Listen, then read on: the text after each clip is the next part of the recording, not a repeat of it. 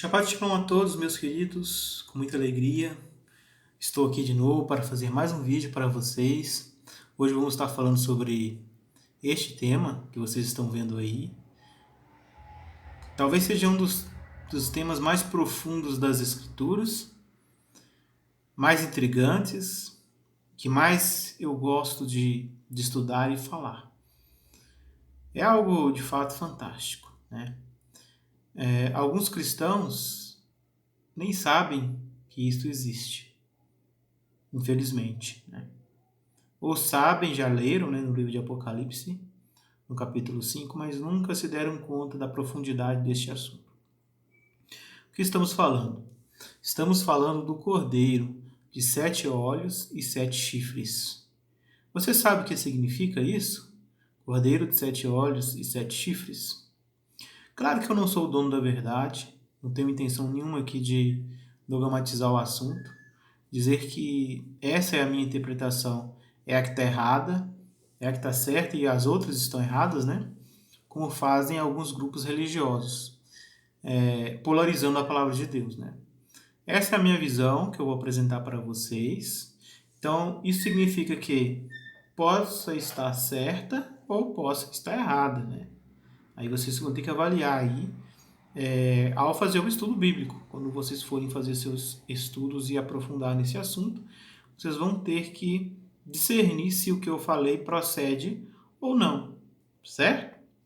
Mas eu não tenho aqui a intenção de polarizar o assunto, dizer que esta é a única verdade, que aquelas pessoas que não concordarem com isso aqui que eu estou falando, elas não agradam a Deus ou não são cristãos verdadeiros, né? Porque, infelizmente, tem existido muito isso, né, na internet hoje. E não só na internet, também as religiões, né? Muitas religiões hoje têm feito isso também, né, com o povo. Tem polarizado os entendimentos bíblicos e tem feito com que aquelas pessoas que pensam diferente daquele conhecimento ali apresentado, sejam mal vistas, né? O meu objetivo não é esse. O que eu quero aqui é que vocês tenham uma visão sobre este assunto que eu acho muito importante. Vou trazer para vocês toda a base que eu tenho bíblica, certo? As conexões bíblicas. Uma vez eu já falei aqui no canal que a Bíblia, a gente se entende por meio da Bíblia. Então, o que é o cordeiro, né, de 7 chifres e 7 olhos? Não é uma coisa que eu tenho que dar significado. A própria Bíblia, ela dá o significado para as próprias ilustrações, né? As ilustrações que a Bíblia usa, chamados de parábolas ou de metáforas, a própria Escritura, muitas vezes, ela mesmo se explica.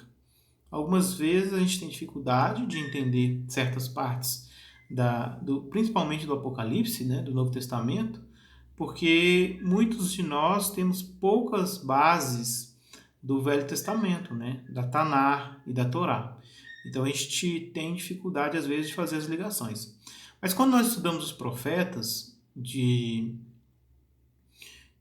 coração aberto, né, e observando os detalhes, juntamente com os Salmos e a Torá em si, o Pentateuco, se a gente for bem atencioso, a gente vai perceber que nenhuma coisa do Novo Testamento ela está ali por um acaso. Nenhuma delas. Todas elas têm um significado.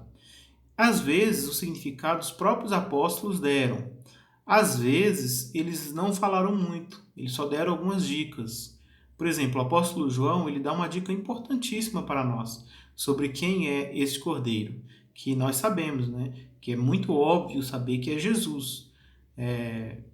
Não só pela descrição do capítulo 5 de Apocalipse, mas por todo o contexto bíblico. Qualquer um que já leu o Novo Testamento, quando chega em Apocalipse 5 e leu o Apocalipse 5, ele vai compreender sem dificuldade alguma que esse cordeiro se trata de Jesus.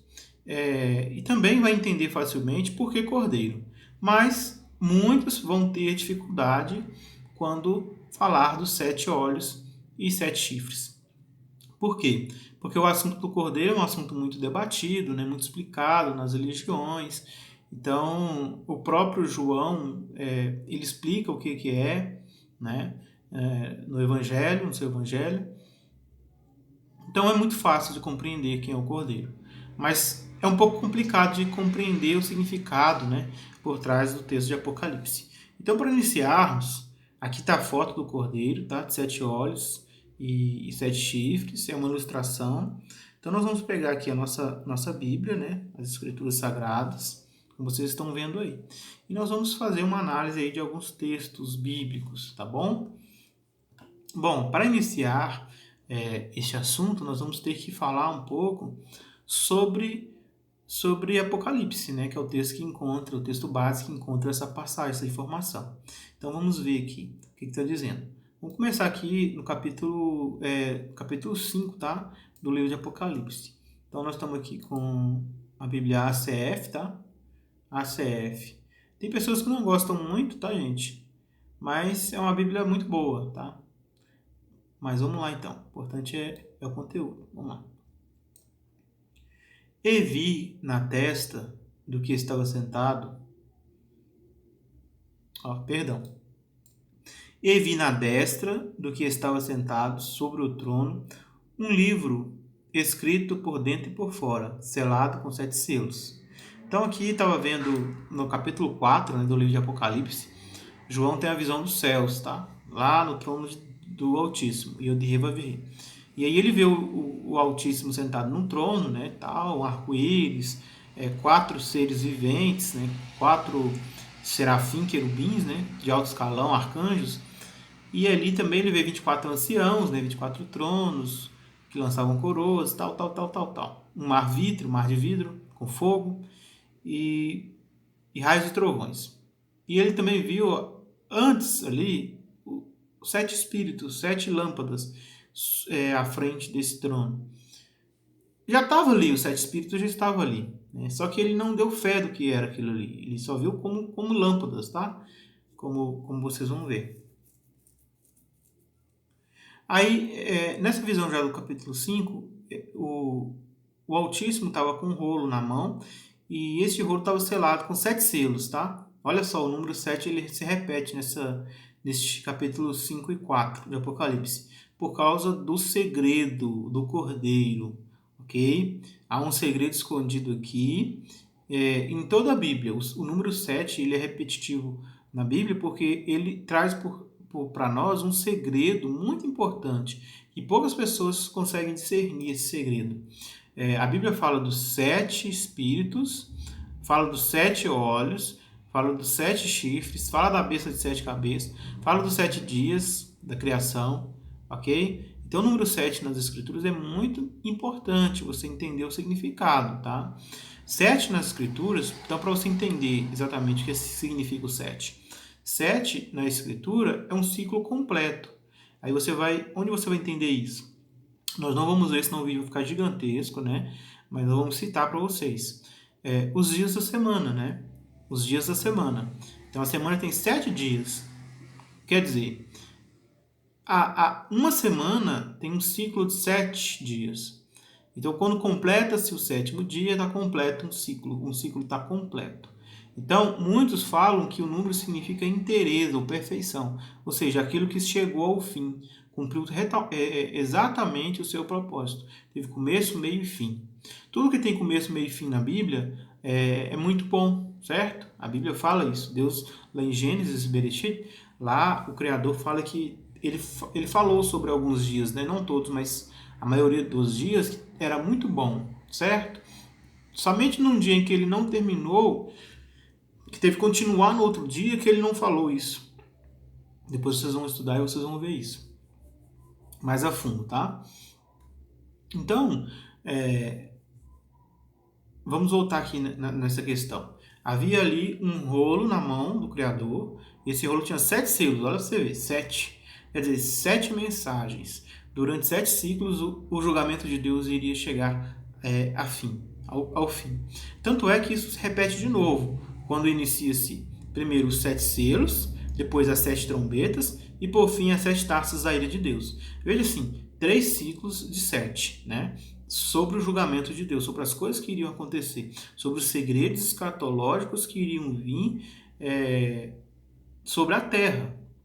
Então, em 7 dias Deus fez o mundo e em 7 julgamentos Deus julgará o homem, ok?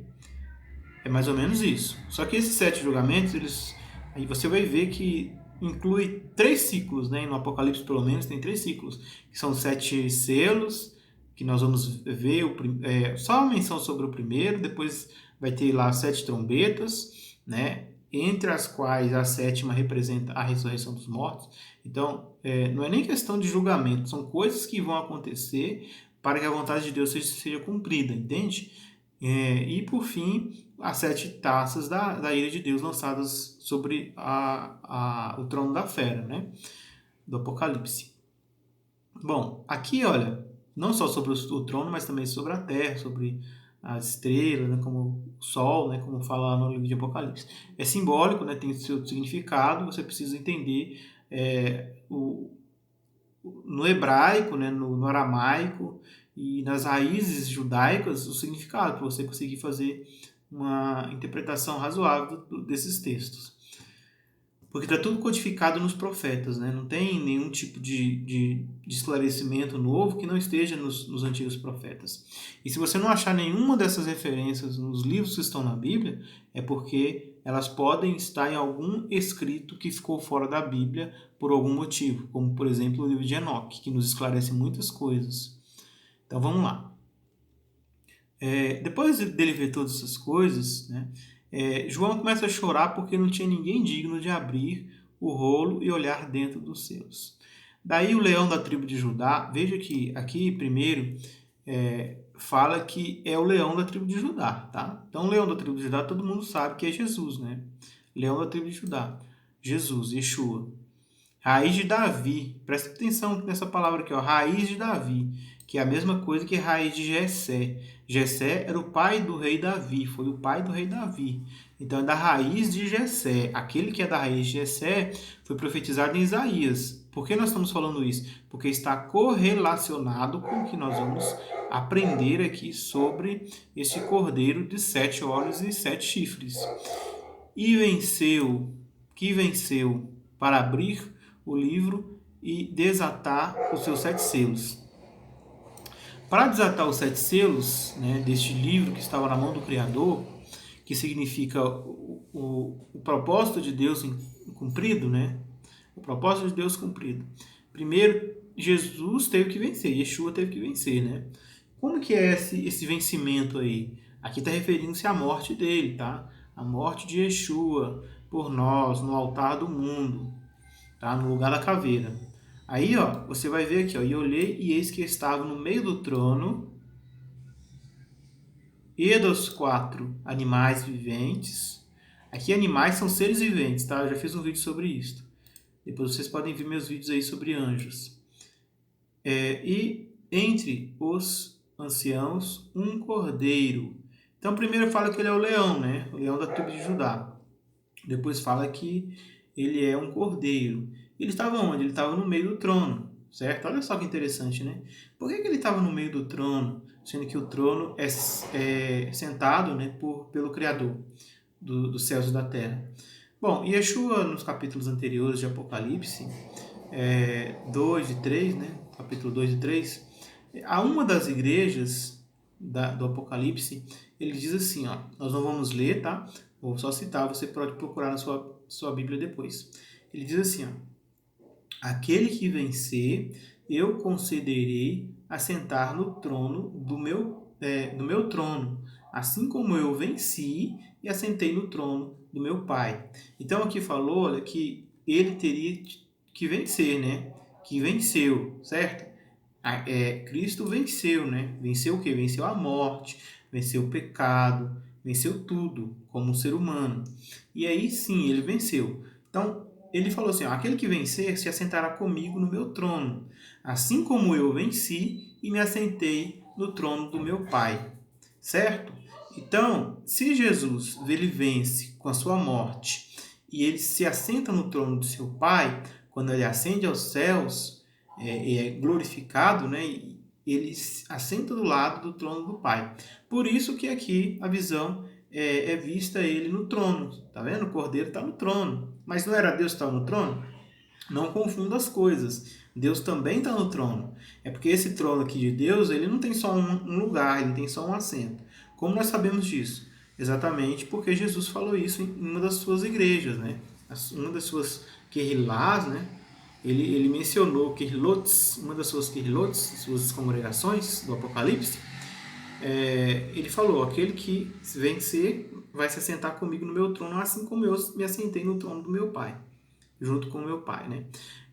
No livro de Atos, por exemplo, é mencionado que Jesus foi visto do lado do trono da majestade por Estevão, né? Salmos, o salmista, ele menciona, né, por meio de profecia, que Jesus sentaria do lado do trono da majestade nas alturas e esperaria, né? O escritor de Hebreus também fala isso, que Cristo ele também se assentaria no trono da majestade nas alturas, né? Do lado do trono da majestade nas alturas. Todas essas referências citadas agora é para vocês entenderem por que o Cordeiro estava no trono. E aí esse Cordeiro ele venceu. Por que ele venceu? Porque ele morreu e ressuscitou, certo? E integrou ao Pai. Aí, olha só, então lá no céu ele viu 4 animais, tá? 4 seres vivos, que eram criaturas que nós chamamos de anjos, né? Ou arcanjos, ou serafins, ou querubins. E essas criaturas, eles tinham rosto de quê? Rosto de criaturas viventes, de animais, né? Inclusive, uma delas é uma criatura humana, certo? Com rosto de filho de humano, né? Digamos assim. Mas isso aqui não é o objetivo do vídeo. Só para vocês terem noção do que foi visto lá. E aí, olha só como que diz aqui, ó. O Cordeiro, quando havendo sido morto, e tinha 7 chifres e 7 olhos. Então, o cordeiro que ele viu, como se tivesse sido morto. Então, ele viu um cordeiro, talvez com essa parte aqui, né, sangrando, né? Mas o cordeiro estava vivo, né? Ele viu como parece que esse cordeiro estava morto, né? Então, ele está falando de Jesus mesmo. Jesus Cristo tinha morrido. Isso aqui é logo após a sua ressurreição. Parece que João retrocede aqui no tempo, tá bom? Então, as visões de João do Apocalipse, ela é atemporal. Então, ela não é presa apenas no quando João escreve aquilo. João, de certa maneira, ele foi levado aos céus e por meio de um simbolismo ali, ele viu o momento em que Mashiach volta e retorna aos céus depois de sua ressurreição. Porque aqui fala que parecia que estava morto, né? Então, logo após sua ressurreição. Então, ele tem essa percepção de quase morto, querendo mostrar para ele que foi uma das coisas importantes que aconteceram nos céus quando Mashiach volta. E uma delas era isso que estava acontecendo. E isso faz todo sentido, porque vocês vão entender a grande profundidade desse assunto que nós estamos falando. Talvez o livro de Apocalipse 5, esses versos que nós estamos vendo, seja um dos capítulos bíblicos mais relevantes. Só que as pessoas, na grande maioria das vezes, nem conseguem entender do que está falando aqui. E isso também está em paralelo com Daniel capítulo 7, do 13 ao 14, que fala do Filho do Homem obtendo acesso ao Antigo de Dias, né? Então, ao mesmo tempo que em Atos capítulo 1 fala de Jesus ter subido aos céus e os homens não conseguirem mais verem por causa das nuvens, e aí Daniel ele começa a narrar aquela história de quando Jesus obteve acesso ao Antigo de Dias. Aqui em Apocalipse também faz a mesma coisa, só que de uma forma diferente, né? Aqui Deus ele está inspirando, né, por meio de Mashiach, Yeshua, João, a escrever esse acontecimento de uma outra maneira, explicando de uma outra maneira, que realmente faz mais sentido para nós, porque nós sabemos que o Mashiach morreu, né? E que o Mashiach é o Cordeiro de Deus. Por exemplo, em João, capítulo 1, versículo 29, por exemplo, o João ele escreve, né, o apóstolo João escreve lá no seu evangelho que o João Batista, né, o João Batizador, ele disse: eis o Cordeiro de Deus que tira o pecado do mundo. Então, nós entendemos que Jesus, Yeshua, é o Cordeiro de Deus, né, e que ele tiraria o pecado do mundo em algum momento. Sim, juntando essas coisas, e agora com essa visão de Apocalipse, de que Jesus ele retorna aos céus depois de sua morte, aí você consegue entender qual é o momento dessa visão.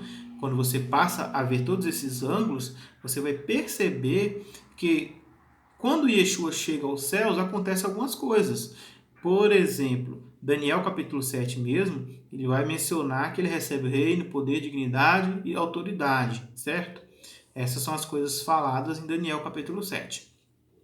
O livro de Enoque também fala a mesma coisa, né? Já tem até um vídeo no canal que fala sobre isso. Vocês podem procurar aí depois na playlist Enoque. E aí, no livro de Apocalipse, ele detalha estas coisas, porque você sabe que ele recebeu domínio, autoridade e poder, certo? Isso aí é uma coisa muito simples. O próprio Mashiach, quando ele esteve com seus discípulos, ele disse assim, olha, foi-me dada autoridade nos céus e na terra. Toda autoridade nos céus e na terra. Logo depois da sua ressurreição. Então, esse momento em que Mashiach recebe toda a autoridade e poder é depois de sua ressurreição, né? Um pouco até antes dele conversar com os discípulos pela última vez ali no Mateus capítulo 28, porque ele já disse, né? Foi-me dada, ou seja, isso aconteceu no passado, né? Foi-me dada toda a autoridade e poder, toda a autoridade e poder. E depois ele ascende aos céus definitivamente e está presente desde então até a sua vinda visível, certo? Nós chamamos de parousia, esse período em que Mashiach sobe aos céus, não retorna mais, né? Como o Filho do Homem, né? Visível assim para ser apalpado. Ele teve uma aparição depois para Paulo, mas foi uma aparição que Paulo não viu, né? Ele como das outras vezes que ele foi visto pelos apóstolos. Então, desde então, só presença mesmo. Mashiach sempre esteve presente em todos os assuntos. É aí que muitas pessoas se enganam sobre parousia, né?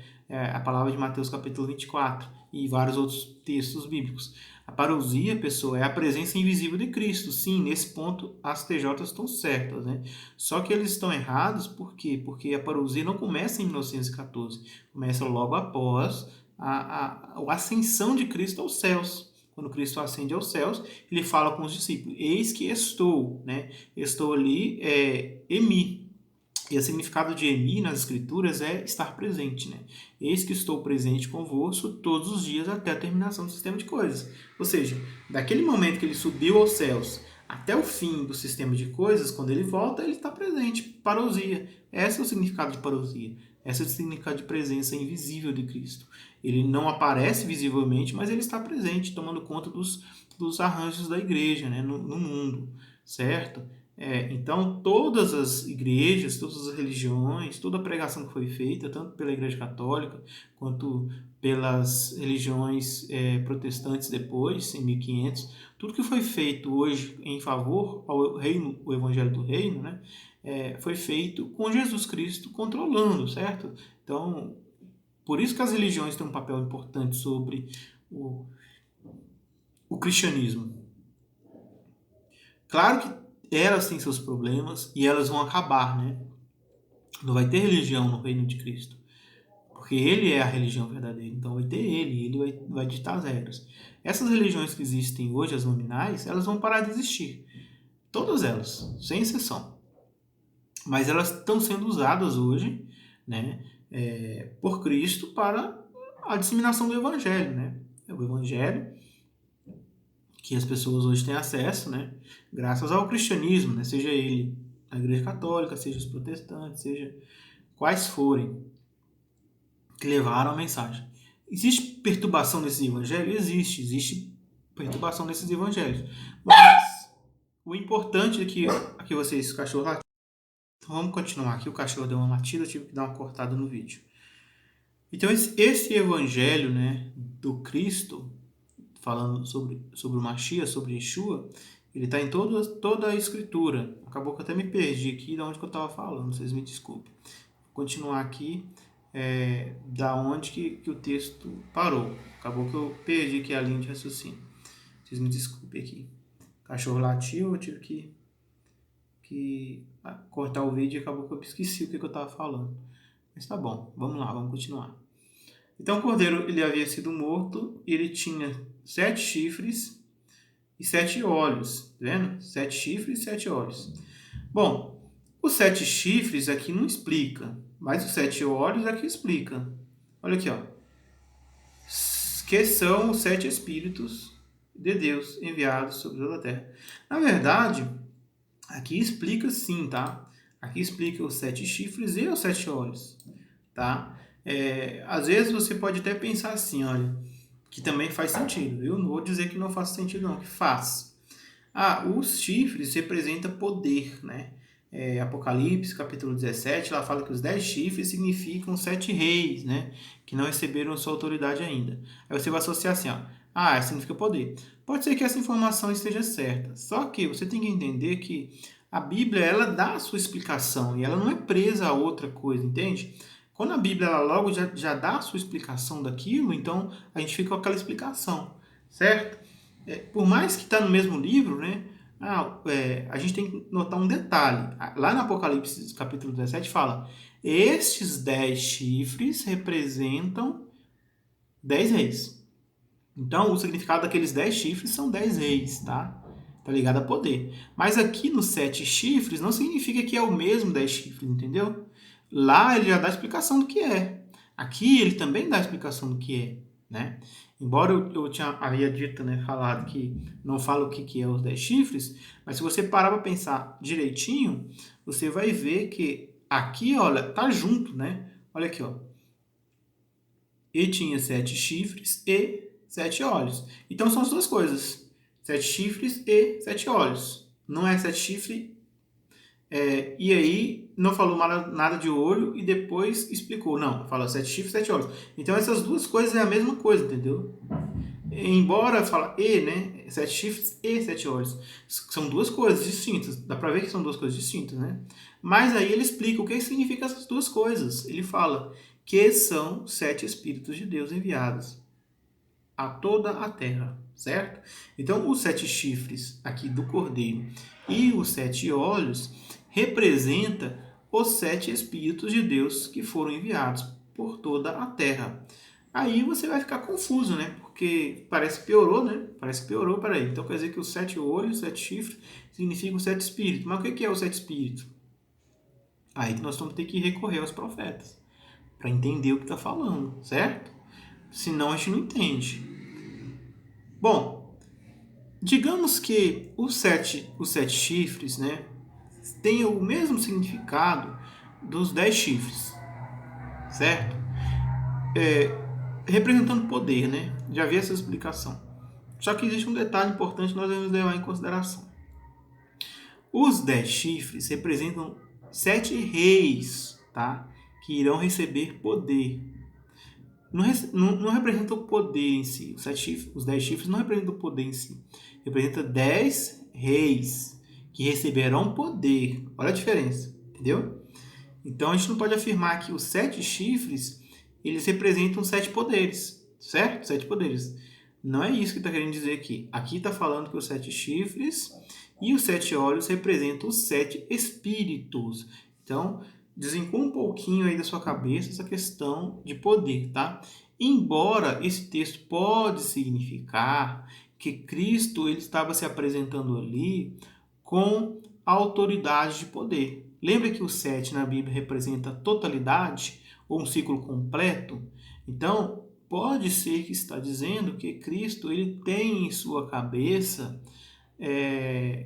todo o poder que Deus lhe deu, certo? Ser chifre na Bíblia representa poder, como de fato é, né? Você sempre vai ver na Bíblia chifre representando um rei, né? Um governante, um poder. Então, de certa forma, né, se nós formos analisar por este ponto de vista, faz algum sentido. Por quê? Porque Cristo ele tem toda a autoridade, né? Ele mesmo falou em Mateus capítulo 28. Foi-me dada toda a autoridade nos céus. Talvez seja por isso que ele estava com os 7 chifres, né? Mas, de acordo com... Pegando apenas o texto de Apocalipse aqui, capítulo 5, aqui a explicação aqui é clara.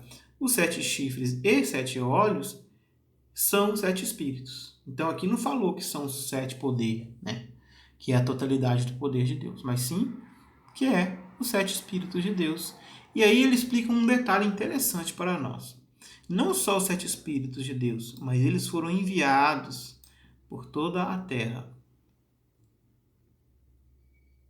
Ok? Foram enviados por toda a terra.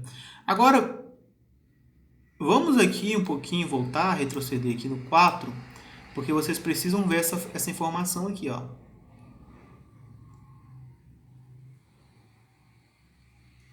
Depois de ele ver todas aquelas coisas maravilhosas, aqui diz assim, ó. E do trono saiu relâmpagos, do trono de Deus, tá? O mesmo qual Jesus sentou. E trovões, e vozes. Não era uma só voz que saía do trono. Por que não era uma só voz? Porque não era só Deus que estava ali, certo? Também tinha Yeshua, certo? E também tinha os espíritos, 7 espíritos de Deus, tá? E diante do trono, mas só que os 7 espíritos de Deus aqui nessa visão foi visto aqui, ó. Diante do trono, certo? Ardia 7 lâmpadas de fogo, os quais são os 7 espíritos de Deus. Então, diante do trono, olha só, tem um trono do Criador. Nós já aprendemos aqui que nesse trono do Criador tinha Yeshua sentado do lado, majestade. Aqui ainda ele não foi visualizado, né? Porque no capítulo 5 que João explica sobre ele, nessa metáfora de cordeiro, né? De 7 olhos e 7 chifres. Só que aqui Mashiach já está presente, certo? E aí, ó, você vai ver relâmpagos saindo do trono, trovão, vozes, para representar a grande glória do Deus de Israel, né? Quando o próprio Mashiach veio, né, no passado para entregar a Torá, ele veio como Deus de Israel, né? Em nome do Deus de Israel. Então, o povo viu vozes, trovões, isso aí. Lembra que eu falei sobre as referências judaicas? Isso aí é referência. Então, você tem que entender por que aconteceu aquilo. Aquilo ali faz o leitor judeu que é versado na Torá, que está acostumado com a Torá, a lembrar das vozes e trovões no Monte Sinai, né? Quando o Mashiach desceu ali, quando o anjo das faces, né?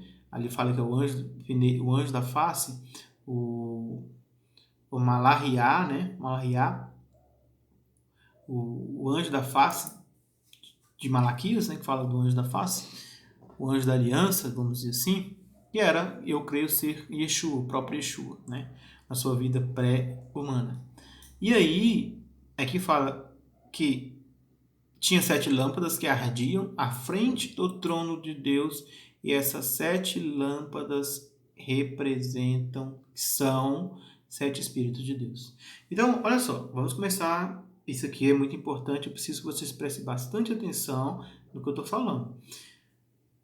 Os 7 olhos e 7 chifres vistos na face do Cordeiro, que é Jesus, eles representam 7 Espíritos de Deus, que também representa as 7 lâmpadas que foram vistas adiante. Então, olha só, embora João não tinha discernido o que era essas 7 lâmpadas no capítulo 4 de Apocalipse, que são os 7 Espíritos de Deus, ele só fala que são 7 Espíritos de Deus, ali nós já vemos a presença do Mashiach. Por quê? Porque o Mashiach é apresentado no capítulo seguinte, tendo os 7 olhos e 7 chifres, que são os 7 Espíritos de Deus. Então você vê ali, ao mesmo tempo que o Mashiach está se apresentando diante do trono de Deus, né? Nesta visão, também você vê vozes saindo do trono, que também representa que ele também esteja sentado ali. Então, é difícil de explicar isso, porque você está acostumado sempre a ver coisas na sequência, né? Na sequência lógica. Nosso cérebro funciona assim, que você precisa ter uma sequência. Mas essa visão aqui eu entendo que, ao mesmo tempo que ela mostra para a gente o Mashiach já sentado no trono do Pai, com o Pai, naquela visão de glória, também você já vê a presença dele à frente do trono, como os 7 Espíritos de Deus. É um pouco confuso, mas é como eu entendo isso. E eu estou tentando explicar para vocês de uma forma mais compreensível possível. É um pouco complicado de entender o que eu estou falando, mas se você se esforçar um pouquinho, você vai entender. que é meio que atemporal, isso que eu estou falando. Ao mesmo tempo que o Mashiach foi visto ali. Só que ali ele não tem como o leitor desatento se aperceber disso, porque ele não sabe o que significa os 7 Espíritos de Deus. Então ele desapercebe, né? Que é o Espírito Santo, né? Os 7 Espíritos de Deus é o Espírito Santo, ok? O poder do Espírito Santo ali, o Espírito Santo de Deus, Ruach HaKadosh. Ruach HaKadosh. Só que ali na visão do capítulo 5 de Apocalipse, você vê que Mashiach tem na sua face, na sua cabeça, o quê? O Espírito Santo, né? Que são os 7 Espíritos. Você vai ver por que eu estou falando que é o Espírito Santo. Daqui a pouquinho. Daqui a pouquinho você vai ver isso. E você vai entender João capítulo 4, versículo 24. Ok? Então vamos lá. Então, os quais são 7 Espíritos de Deus. Vamos voltar lá no texto que nós estávamos lendo antes, Apocalipse 5.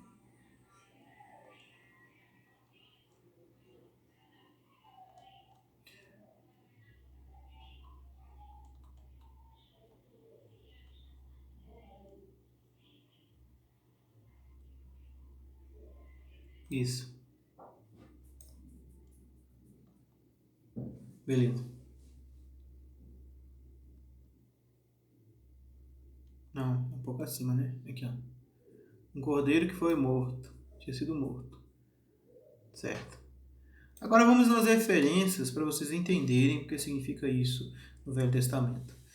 A primeira referência que eu quero mostrar para vocês está aqui, olha, no livro de Zacarias, capítulo 3, 9, tá? Quando o profeta Zacarias teve essa visão, ele viu o sumo sacerdote Josua, né? Josua em português, ou Josué, que também significa Yeshua, tá? Aramaico é Yeshua, que o nome, né, de nosso Messias é aramaico. Tá, pessoas? Em hebraico é Yehoshua, certo? Mas em aramaico é Yeshua. Então, Zacarias ele teve a visão ali, então, de Josué, e na frente de Josué tinha uma pedra. Primeiro ele vê o anjo da face, né? O anjo da face, o anjo da aliança, na frente de Josué o tempo todo. Depois ele fala, desde o capítulo 9, verso 1, você vai ver ali a inferência desta reflexão o tempo todo. Eu recomendo que vocês leiam o capítulo 3 inteiro, porque você vê ali a presença de Satanás acusando Josué, né? Isso aqui é um tipo de Mashiach, Yeshua, quando esteve na terra, Satanás acusando ele perante Deus e o tentando, né? Depois fala que ele recebe vestes. Eu vou fazer o estudo do capítulo 9, do capítulo 3 de Zacarias, né? Estamos já no capítulo 1, depois eu vou fazer o capítulo 2. E aí vocês vão entender certinho isso aqui. Então não vou entrar agora. Mas aí você vai sempre percebendo que vai estar falando, né, sobre o anjo do Senhor. Tá vendo essa expressão aqui, ó? O anjo do Senhor. Malahiá, certo? Aqui é o Malahiá. Malahiá, né? Que aqui tem o tetagrama. Estava ali, tá vendo? E o anjo do Senhor estava ali, certo? Ali onde? Na frente de Josué. Josué ele foi vestido de branco. Porque ali, quando eu vou fazer o estudo disso, vocês vão entender exatamente o significado disso. Mas vamos ao que interessa. Verso 9. Diz assim, ó. Porque eis aqui a pedra que pus diante de Josué. A pedra que estava diante de Josué era o anjo. Pode ler aí no contexto, vocês vão ver. O anjo de Iá, né? O anjo da aliança. Esta era a pedra que estava na frente dele, estava à frente dele. Tem Bíblias que ressaltam isso o tempo todo. E havia o anjo estava à frente dele, o anjo do Senhor estava à frente dele. E ele ficou em pé na frente do anjo do Senhor. Aí fala, porque a pedra que pus ou na frente de Josué, de Josua. Quem que era a pedra? O anjo. O Malahiá que estava ali, o Senhor Jesus. Só que nessa época, né, ele estava na sua forma pré-humana, então Zacarias ali não tinha como ele entender que aquilo ali está falando do Messias, certo? Embora era uma profecia messiânica, né? Quando você lê hoje, você vai entender que é. Por quê?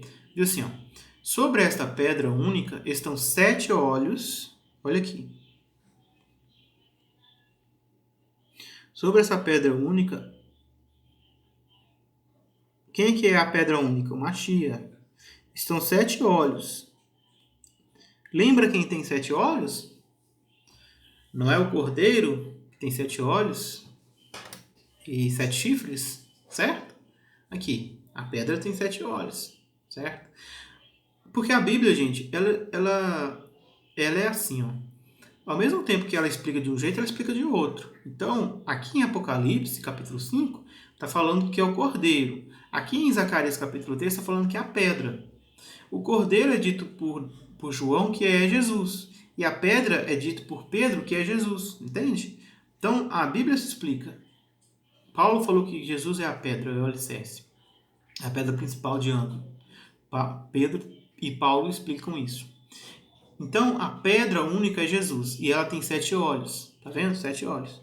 Eis que eu levarei a sua escultura, diz o Senhor dos exércitos, e tirarei a iniquidade desta terra num só dia. Então, a pedra de 7 olhos, ela seria colocada na terra de Israel, porque a profecia de Zacarias está falando do contexto é Israel, né, Jerusalém. Seria colocado ali, né, essa pedra para tirar o pecado da terra de Israel, de Jerusalém, do povo. Né? Num só dia isso aconteceria. Quando aconteceu isso? Quando Mashiach se entregou por nós. Foi a pedra de tropeço, né, para alguns, mas pedra de salvação para outros. Naquele dia, diz o Senhor dos Exércitos, cada um de vós convidará o seu próximo para debaixo da vide. Aqui, ó, embora esse um só dia foi o dia que Jesus morreu, aqui está falando do dia do arrebatamento, tá, gente? Do dia quando Jesus volta também. Em um só dia o pecado da terra vai ser retirado. Então é mais profundo, quando eu for estudar aqui com vocês, vocês vão entender isso, certo? Então, vocês viram que a pedra tem 7 olhos, certo? Agora vamos no capítulo 4, que o Zacarias capítulo 4 continua falando dessa pedra. Só que agora de um outro assunto, né? Tá falando sobre Jerobabel agora. O assunto não é mais Josué. Porque Josué e Jerobabel, eles também representam Jesus. É o tipo de Jesus, tá? Porque Josué era sumo sacerdote e Jerobabel era uma espécie de rei, né? Era o governador. Então, era uma forma que Deus estava explicando que Jesus Cristo seria tanto rei e sacerdote. Aí entra Hebreus, né? O escritor de Hebreus leu, provavelmente Zacarias entendeu sobre o reinado de Melquisedeque, que Jesus Cristo ele faz parte, né? A ordem de Melquisedeque. Porque Zacarias está falando sobre isso aqui. Aí diz assim, ó, prosseguiu ele e me disse, esta é a palavra do Senhor a Zorobabel, não por força nem por poder, mas pelo meu Espírito. Presta atenção. Se o Espírito Santo de Deus fosse poder, Deus não teria falado com Zacarias essas palavras. Não por força nem por poder. Então tem gente que fala que o Espírito Santo de Deus é força e poder, né? Não tem gente que fala isso? O Espírito Santo é a força ativa de Deus, né? É o poder de Deus. Pessoas que não creem na Trindade geralmente interpretam o Espírito Santo como força e poder. Mas se fosse força e poder, esse texto estaria contradizendo isso, né? Não por força nem por poder, mas pelo meu Espírito. Ué, nem por força, nem por poder, mas pelo meu Espírito? Então, força e poder não é uma descrição exata para o Espírito. Embora o Espírito Santo, a Ruach HaKadosh, ela tem uma emanação de poder, né? São 7, vocês viram aí que são 7 Espíritos. Então, existe sim uma das facetas dele, poder. Mas aqui ele está falando, né, do poder do Espírito completo, né, dos 7 Espíritos em si, não só de uma particularidade do Espírito. E essa força e poder aqui também nesse contexto está falando sobre força humana, né? Desejo humano de resolver as coisas. E aqui está querendo dizer que não é por esses caminhos, mas sim pelo caminho da vontade do Deus de Israel, que é retratada aqui pelo Espírito do Senhor. Rua Elohim, né? Se você pegar o hebraico aqui, vai estar Rua Adonai, né? Yod-Heh Vav-Heh. Certo? Aí vamos continuar lendo, que aqui vai chegar no ponto que eu quero chegar com vocês. Quem és tu, ó grande monte, diante de Zorobabel? Será uma campina, porque ele colocará a pedra de remate e meio à aclamação. Haja graça e paz para ela. A pedra de remate é Jesus, tá, gente? E essa grande montanha aqui eu entendo como sendo os governos humanos. O que é os governos humanos perante Machia, o rei de Israel? Né? Não é nada, porque ele vai ficar plano. O grande monte do governo humano, ó, vai ficar plano quando o Machia chegar. Ele vai colocar todo mundo na reta.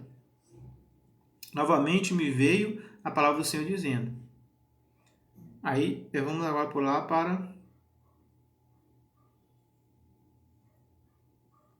para o 10.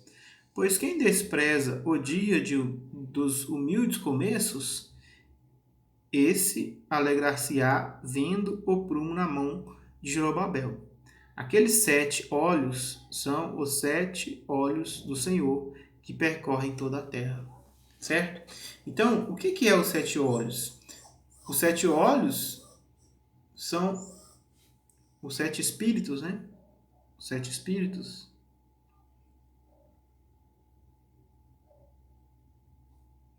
O que são os 7 olhos? 7 olhos que percorrem, são os olhos do Senhor, né?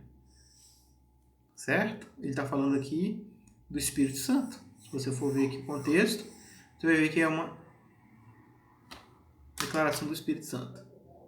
Deixa eu abrir a porta do cachorro aqui que...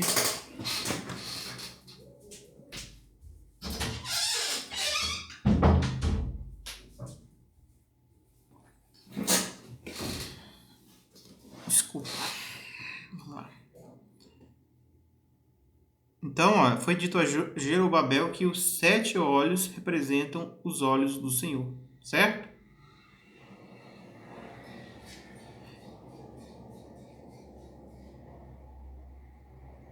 Cadê?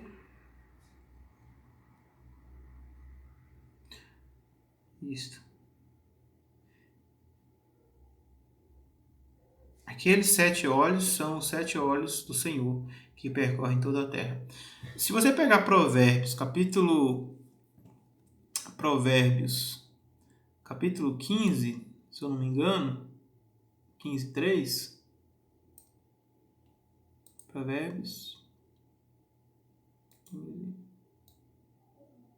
3. Os olhos do Senhor estão em todo lugar, contemplando os maus e os bons. Então, gente, os olhos do Senhor, você quer entender o que significa os 7 olhos?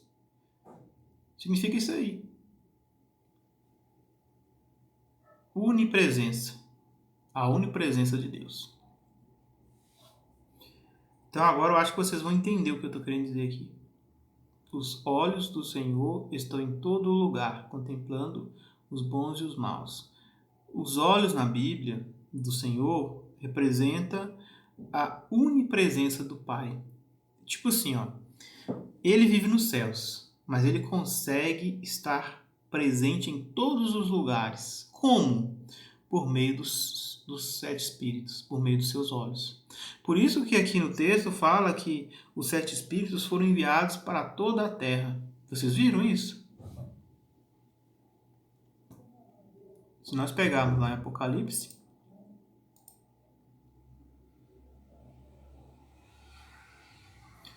aqui ó,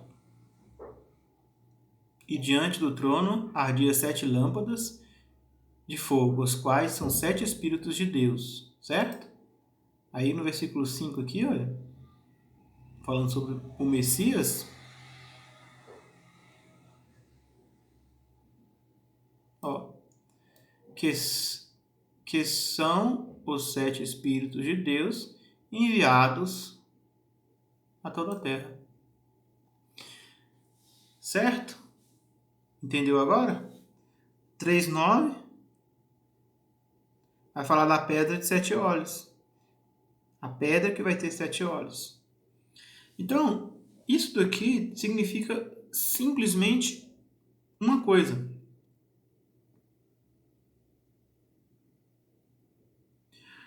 Jesus, quando ascende aos céus, o apóstolo Paulo explicou a mesma coisa que João está querendo explicar para nós aqui, do cordeiro de 7 olhos e 7 chifres. O apóstolo Paulo explicou isso quando ele disse assim, ó, por essa razão, qual razão? Morrido, sofrido, entregue, esvaziado. Por esta razão, Deus o exaltou a uma posição superior e lhe deu bondosamente um nome que está acima de todo outro nome, para que no nome do Senhor Jesus se dobre todos os joelhos dos céus, na terra e debaixo do chão, e toda língua reconheça abertamente que Ele é o Senhor, para a glória de Deus o Pai. Significa o quê? Significa que Jesus ele recebe toda a divindade do Pai. Sabe? Aquela onisciência que o Pai tem de saber o que está acontecendo em todos os lugares.